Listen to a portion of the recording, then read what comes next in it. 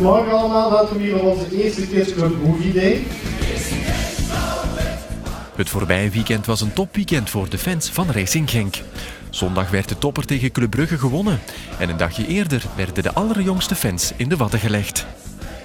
Vandaag is de eerste editie van onze Kids Club Movie Day, waarbij we alle leden van onze Kids Club de mogelijkheid hebben gegeven om tegen een voordeeltarief de film Turbo als een van de eerste te zien. Ze krijgen van ons een popcorn daarbij en een flesje drank. En dan kunnen ze samen met alle andere leden van de Kids Club hier als een van de eerste inderdaad de film zien. Dag jongens en meisjes van de KRC Genk Kids Club. Alle spelers en trainers van KRC Genk wensen jullie heel veel plezier met de film Turbo. En we hopen jullie allemaal snel terug te zien in het stadion. Bloopy, hou ze goed in de gaten allemaal. Hè.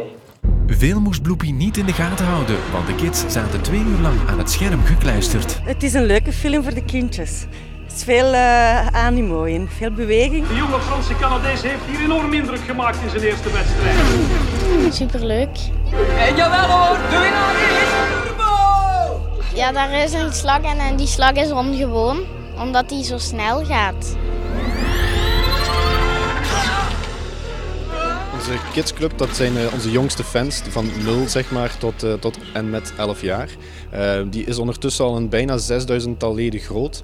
En we willen die groep nu nog meer betrekken bij KRC Genk. Dus we hebben een jaarplan aan activiteiten uitgetekend, speciaal voor onze Kids Club, speciaal op maat. We gaan iets heel leuks doen met Sinterklaas, waarbij kinderen van de Kids Club een schoentje mogen komen zetten in het stadion. We hebben nog andere activiteiten rond nieuwjaar en Pasen. We hebben ook nog onze Kids Club speeldag in Molenheide in januari.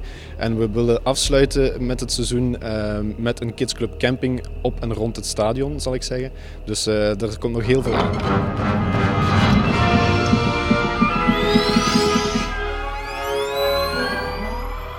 De eerste filmdag was alvast een enorm succes. Sommige fans wisten zelfs niet meer naar wat ze nu het liefst gaan kijken.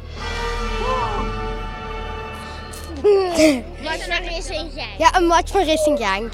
Een film. Naar de film. En uw papa? Natuurlijk de wedstrijd. Het wordt moeilijk kiezen.